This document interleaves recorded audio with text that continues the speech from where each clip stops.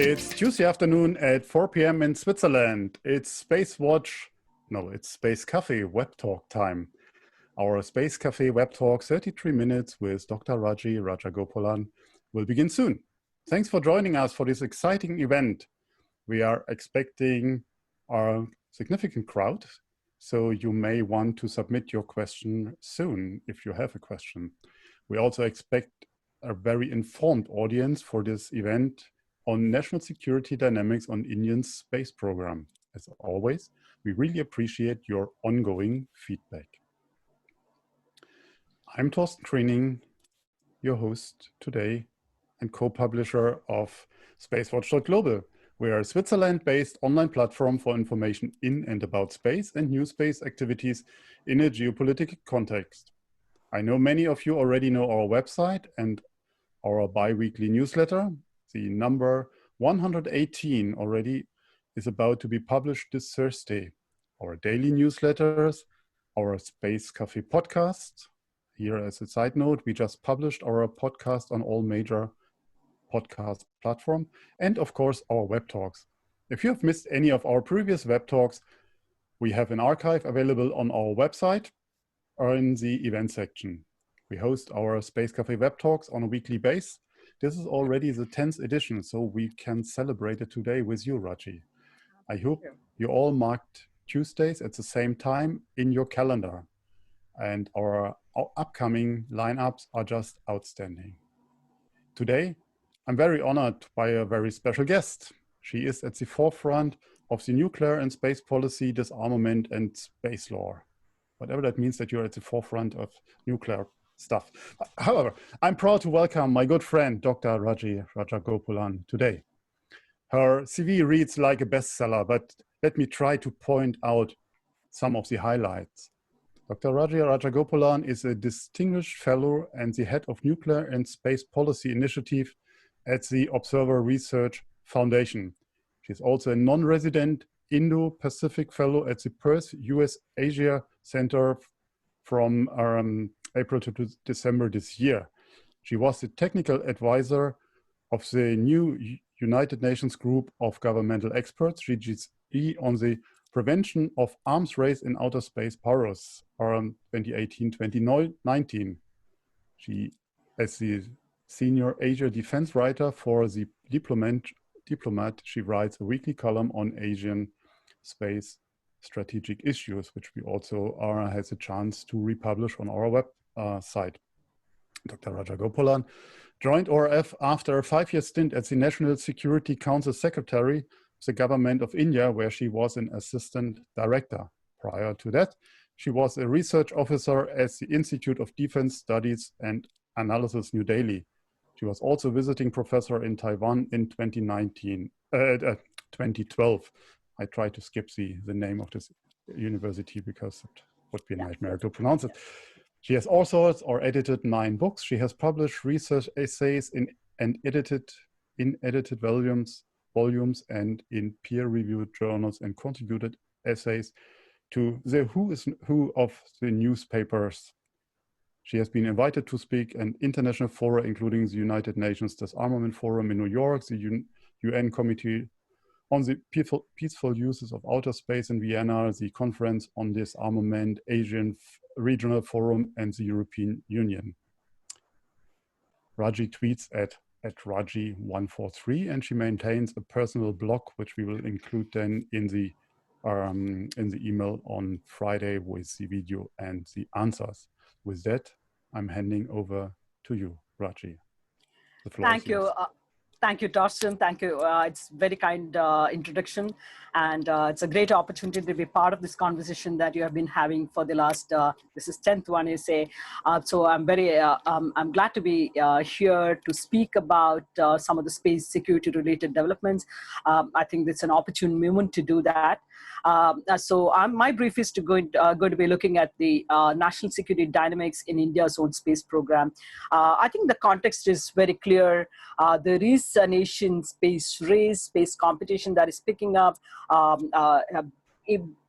along with the global and Asian balance of power dynamics that's been at play, particularly in the last 2 or 3 years. And in that context, exploiting outer space for national security purpose has become a sort of a major highlight in almost all the major space programs that you see today. And India itself has come a long way from its starting of the space program in 1960s to how it has become much more sophisticated and developed advanced space capabilities, which itself would show that today now moving towards national security domain is a sort of a natural progression that I see in India's space program. But of course, India did not, when it started its space program, it was very clear that it was going to pursue a development agenda with focus on communication satellites, remote sensing satellites, and so on and so forth. But I think the relevance for national security was clearly understood by the leadership then, but it was never given much attention until a decade or slightly more than a decade ago. But clearly, the policy outline, even in those days, was that space must be used only for peaceful purposes and so on and so forth. There has been a lot of those kind of statements that came out in all the multilateral platforms. But there has been certain amount of rethink in India's approach with regard to space. At least there are certain indicators that give me a sense that India may be shifting its overall space orientation. And I think this is driven by the changing security scenario since the early 2000s. In May 2001, I think this was the first time that you saw a sort of a shift in India's position. And this was when India reacted very positively to President Bush's missile defense speech in May 2001. And I believe this was in recognition of the fact that India itself is facing significant amount of threats from short and medium range missiles in India's neighborhood. With greater amount of proliferation that happens in our neighborhood and so on and so forth. And therefore, India's own interest in developing BMD, a ballistic missile defense system, is what pushed India towards sort of somewhat a more pragmatic approach in this regard.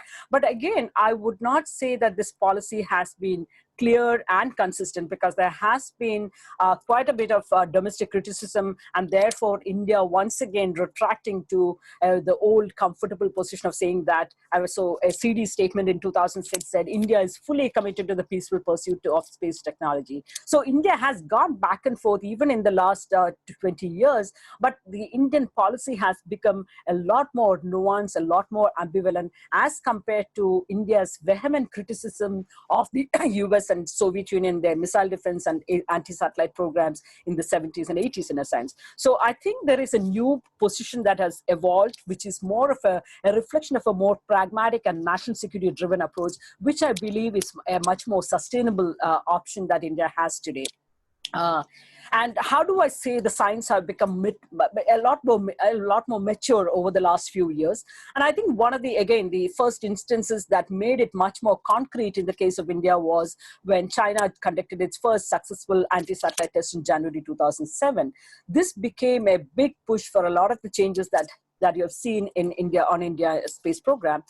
There were statements across the board, whether it's political leadership, scientific and technological leadership, as well as the military leadership, that argued that India must develop certain capabilities to protect its own assets. India must have a deterrent capability of its own, and so on and so forth. So these were just not there; they're completely absent in a decade before that.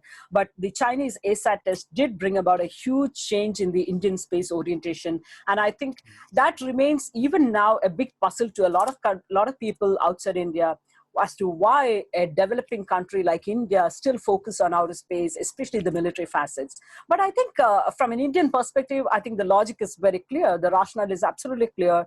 The changing regional and global military balance, the growing trend towards weaponization, militarization is something that has already happened of space, securitization of political issues and even territorial issues in the context of Indo-Pacific. These lead to a greater emphasis on hard power, and including in outer space, I do see certain indicators or certain signs of an arms race, and there are other major spacefaring powers assigning greater military role to their space assets. And especially with the growth of counter space capabilities, I believe India's inaction could leave it behind and lagging in one of the most critical critical national security capabilities. So my sense is that despite the rhetoric that India argues for a sort of a peaceful use of outer space, non-militarization, non-weaponization, India itself is developing a necessary hardware and the military characteristics to its space program. Again, whether it is inherent ASAT capabilities, which are inherently destabilizing, that's already there in the region, and then more and more countries are going down this path. Plus, India's fraught relations with some of the neighbors, I think that's again a part of the problem in a sense. China's proliferation of space capabilities, again, an added factor in this regard. And I think more importantly, I think space is also becoming critical for military operations. Satellites have become essential for well-coordinated, synchronized tactical capabilities, integrating weapon systems, missiles, radars, and so on and so forth. So I think India cannot afford to sit on the fence and say, it doesn't matter, we are not going to be developing military space capabilities. So when it comes to the military, Indian military and the space program, India had its first dedicated military satellite in August 2013. This was for a maritime communication satellite developed for the Indian Navy.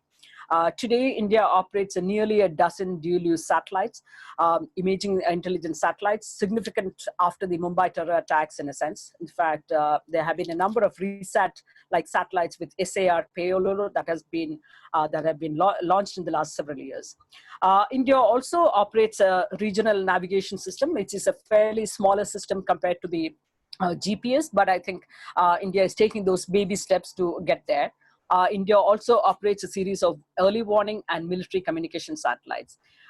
India has also put in place institutional architecture to sort of in line with the changing military requirements. So one of the first institutional innovation was to set up the integrated space cell within the Ministry of Defense headquarters. This is an institution that is jointly operated by the three services and the Department of Space and the ISRO, the Indian Space Research Organization, which is the civil space organization of India.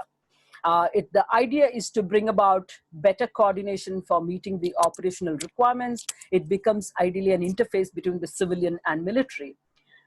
It's been an important institutional initiative, but I think it's still rudimentary given the limited budget, but also there has not been a sort of the necessary architecture for developing or thinking through the offensive and defensive systems that India needs to develop and deploy and so on and so forth. So it's been a good baby step, but it's remained there. Further, the Indian Navy as well as the Home Ministry have their own border sort of a space architecture that has been brought about in the last few years. Some of the important ones include the Ministry of Home Affairs plans to have a border space command for surveying the borders with Pakistan, China, Bangladesh, Myanmar, and Nepal. There's a certain amount of funds have been allocated for this purpose as well. One of the last things on the institutional side of things is the ISRO has set up the Space Situational Awareness and Management Directorate, again aimed at looking at the kind of challenges, the space debris and other possible collision. To track all these things, it has finally come about in last year. As part of this, India also has a satellite called the Project Netra, which is to keep track of the space debris and other dangers while operating space satellites in a sense. But I believe that India is still lagging. India has about 50 active satellites, about a dozen dual-use purpose satellites, including and of course, a few dedicated military satellites, the GSAT-7 for the Indian Navy, GSAT-7A for the Indian Air Force, which is partly shared with the Indian Army as well. But I think one of the key questions that have been asked about and debated in the last year or so is that with increasing number of possible conflicts and the possible disruptions and damage of satellites, should small satellites and the small satellite launch vehicle that India is still developing, should they be used for strategic functions? Should they be dedicated for strategic functions? That's been part of a debate in a sense. I think this will gain some clarity in the coming year or so. There has also been a debate on a joint aerospace command, that is a tri-service aerospace command under the leadership of the Indian Air Force, but we haven't gone there as yet. But as an interim measure, we have set up the Defense Space Agency, which is possibly a good step, which is a step in the right direction. So why must India act at this point of time? I think one of the driving points for India has been China's growing space prowess. China's counter space capabilities in particular are seen as limiting or preventing an adversary from using space assets, especially during times of conflict. They can possibly use jammers, directed energy weapons, and any number of things. And particularly, I think some of the developments like China's roaming Dragon satellite launched in 2016 raises concern because of the design, maneuverability, and the extendable robotic arm of the satellite. In fact, there have been questions: is it a weapon? Is it going to be potentially used in close proximity operations, to dismantle satellites of adversary countries, and so on and so forth? In fact, there have been a couple of reports that have come out from Beijing which suggested that the mission may not be entirely for peaceful purposes. So there are those counter space capabilities that China has developed along with some of the other countries that are posing a big push for a big imperative in India's space reorientation, so to say. But again, counter space capabilities are not new, but they have existed in the past. But I think the conditions today are quite different. There is a greater willingness to develop and use these capabilities. Countries have shown that inclination, and kinetic capabilities may be difficult to develop and hide. But electronic and cyber attacks, for instance, are not easy to detect. They can be developed, deployed, and even used without others realizing that who has done it or there has been an attack itself. Also, the changed orientation in terms of space, for instance, during the Cold War years, was primarily used for strategic operations, whereas today it has a far more pertinent role in conventional military operations, again, making things a lot more precarious in terms of national security calculations. And of course, the last point being that military operations are becoming extremely net-centric one. Shorter timeframes, high-tech environment, integration of space assets have become absolutely critical.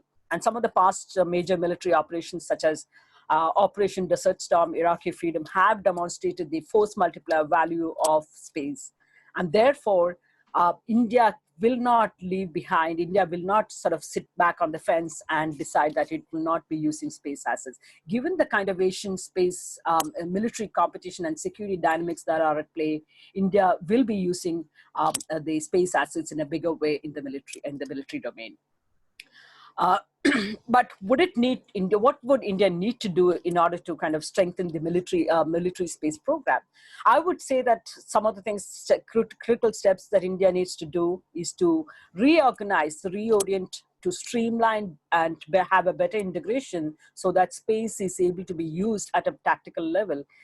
Have created dedicated pool with specialized training within the existing structure, and I think that should be feasible for the Indian military. Because globally, when you look at it, armies are going for slimmer, trimmer version of their military. So India cannot afford to, or should not make the poor judgment call and expand its military to incorporate space into the realm. India, like I said, has taken some of the baby steps: integrated space cell, Indian Army space cell. These are the first baby steps in the right direction, and it's been quite some time, but they have not matured enough to create the right amount of synergy or coordination and purpose of Indian space activities. DSA, the Defense Space Agency, which has been the latest institutional innovation, came about in August 2019, is an important step forward. But the clear roles and responsibilities of this body is not very clearly spelled out. It is believed that the Defense Space Agency will be more in terms of developing the doctrine, strategy, and the policy framework for how space needs to be used. But I think that's still a long way before I think we'll see some clarity in that sense. But India's capacity has been somewhat deficient, and I think that's something that we recently saw some good announcements from the government. For instance, one of the ISRO's deficiency has been in terms of the launch infrastructure. India has to strengthen its competitiveness, or otherwise it will be lagging behind the other Asian powers. And in that sense, the recent announcement by the Indian finance minister that the private sector should be given a level playing field, that's a very welcome step. But I think I spoke to a lot of the commercial actors. They are still doing a sort of a wait and watch approach, because at the end of the day, it does require a clearly laid out legal and regulatory framework if this has to go somewhere. But as of today, there's been some reports that have come out to say that there is a new board that has been proposed by the Prime Minister's office with powers independent of ISRO, the Indian Space Research Organization, which will also have a chairman and a few members from different strategic sectors and independent experts.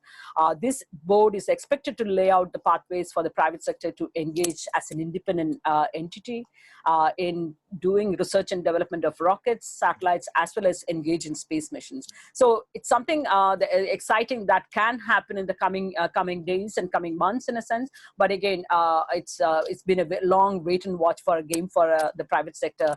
So I can't say for sure how this is going to play out.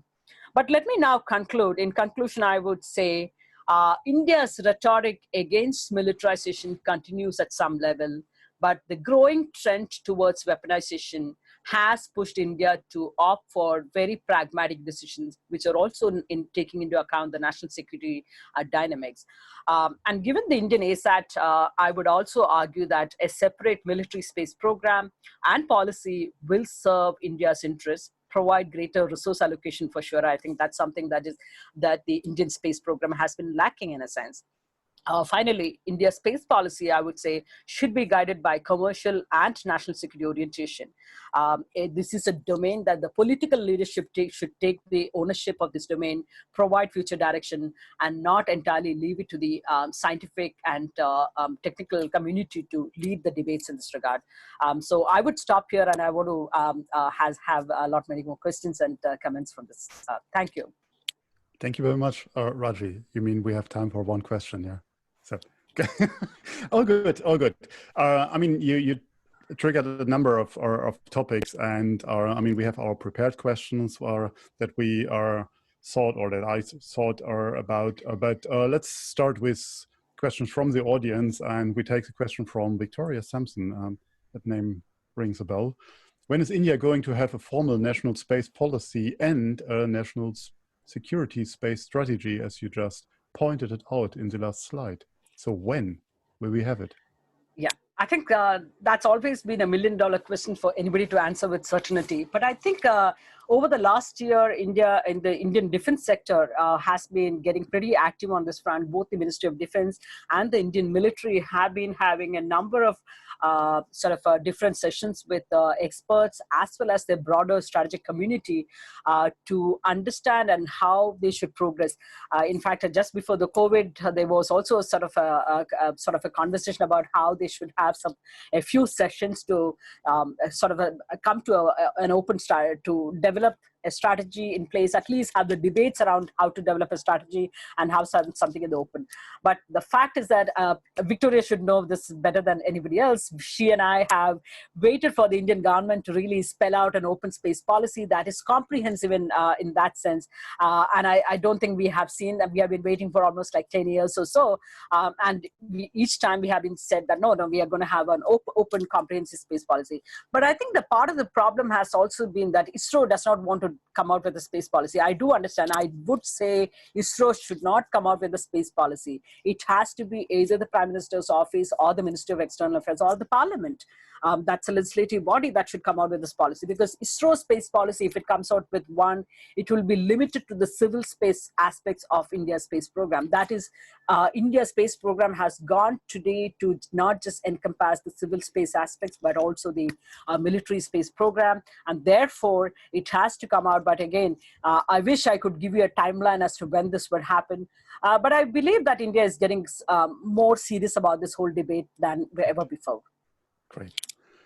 Raji, let's try some few questions, and with a big hope of very short answers.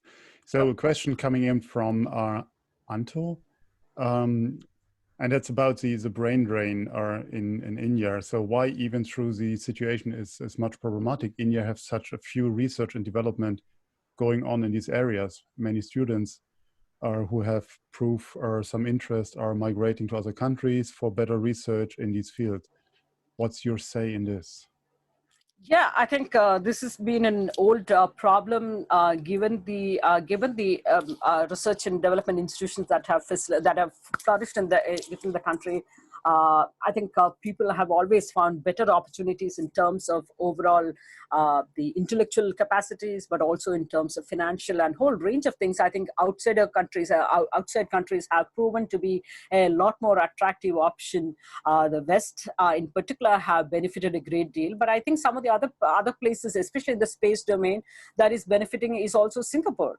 A lot many more people who have, for instance, led startups within the country have not found a conducive atmosphere for them to flourish within the country. So either they have gone to the US or Europe or even or Singapore.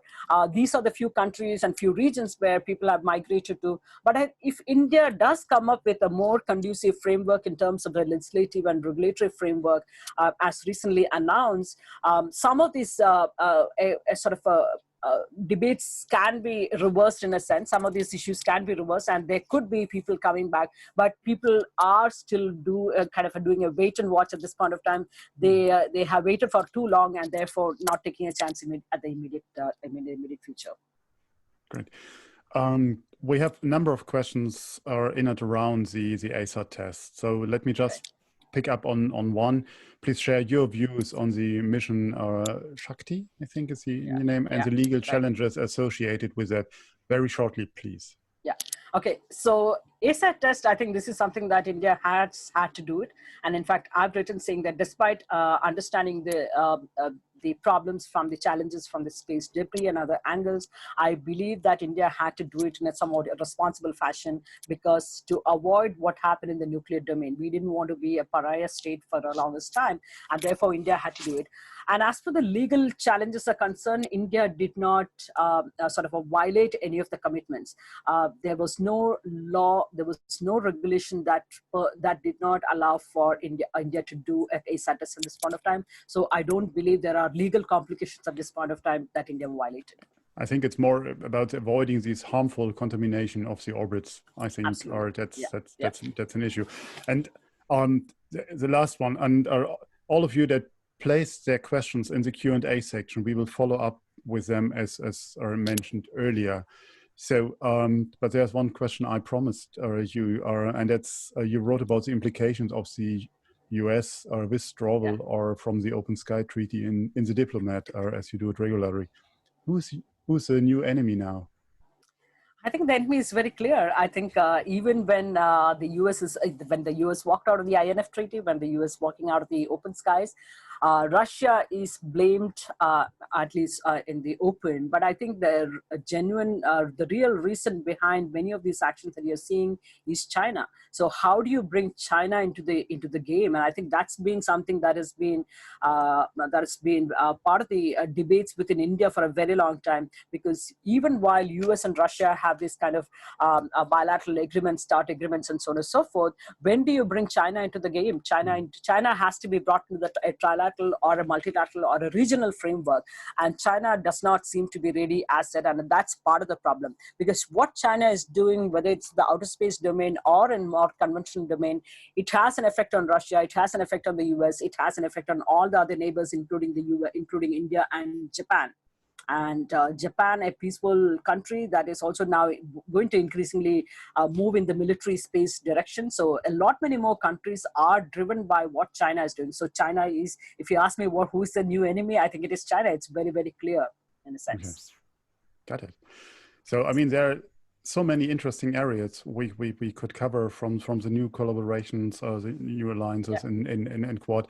We didn't touch on the moon our projects, what comes next for India, Gateway, Artemis, Japan, your common mission with them. So, I mean, that leaves room for us to do another talk. So, and I'm afraid that we have to come to an end as we try to stick to very precise as this, or 2 hours, 33 minutes. So, and I can just say that we will follow up on space security policy, space law in our upcoming web talks and in our magazines, of course. And here are the next webinars on the 9th of June. Next week, I will have Yvette Gonzalez as my guest, and Yvette will tell us about the POSSUM project and explain the citizens, or how citizen science research can save the world.